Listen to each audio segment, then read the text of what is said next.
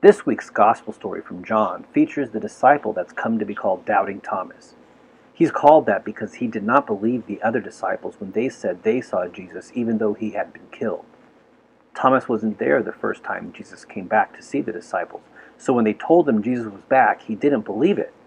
He said he wouldn't believe it unless he actually saw Jesus and touched his wounds. Now the other disciples probably wouldn't have believed it either, so we shouldn't give Thomas too hard a time. But once they did believe it, they knew everything had to be different.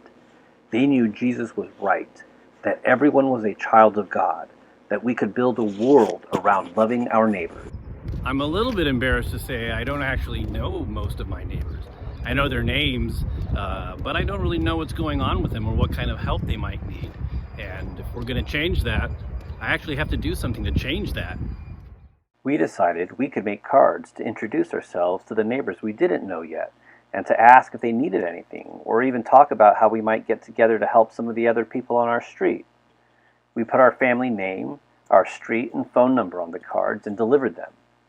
I invited people into a group text so we could talk to each other or see how we might help each other with what we can. We're doing this because we figured if we're going to love our neighbors, we have to know them, and sadly, we didn't know them. But it's never too late to meet them. It's never too late to follow Jesus. If you don't know your neighbors, maybe try something like this.